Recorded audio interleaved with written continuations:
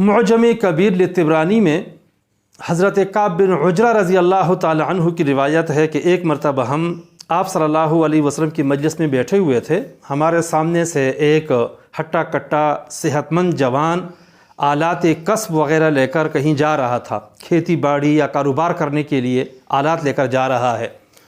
ہم نے رسول اللہ صلی اللہ علیہ وسلم کے سامنے ذکر کیا کہ کاش یہ بندہ اللہ کے راستے میں بھی اس طرح محنت کرتا جس طرح کہ یہ محنت مزدوری کر رہا ہے۔ تو آپ صلی اللہ علیہ وسلم نے ارشاد فرمایا ان کان خرج یسعى علی ولدہ صغارا فهو فی سبیل اللہ۔ چار باتیں ارشاد فرمائی۔ نمبر 1، وہ اپنے چھوٹے بچوں کے کمائی کے لیے نکلا ہے تو یہ اللہ کے راستے میں ہے۔ نمبر 2، آپ نے فرمایا ان خرج یسعى علی ابوین شیخین کبیرین فهو فی سبیل اللہ۔ اس کے والدین اگر بوڑھے ہیں، کمزور ہیں اور ضرورت مند ہیں، یہ کما کر ان کو دیتا ہے تو یہ بھی اللہ کے راستے میں ہے۔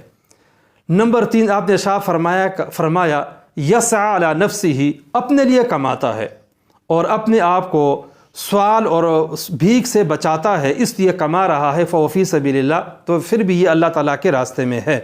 چوتھی بات ارشاد فرمائی کہ اگر ان خرج ریاء و فخرا، اگر یہ ریا، دکھلاوے، شہرت کے لیے نکلا ہے، کما رہا ہے، اس لیے کماتا ہے تاکہ میرے پاس مال زیادہ ہو، لوگوں پہ فخر کروں، فہو فی سبیل الشیطان، تو وہ شیطان کے راستے میں ہے۔ معلوم ہوا کہ اپنے لیے کمانا، والدین کے لیے، بچوں کے لیے کمانا، محنت کرنا، مشقت اٹھانا، یہ بندہ اللہ کے راستے میں ہوتا ہے، یہ بھی ثواب ہے۔ چنانچہ حدیث میں آتا ہے طلب رزق الحلال فریضۃ بعد الفرائض، یہ جو عام فرائض ہے، نماز، روزہ، زکوٰۃ، حج وغیرہ، یہ تو اللہ کی طرف سے ہیں۔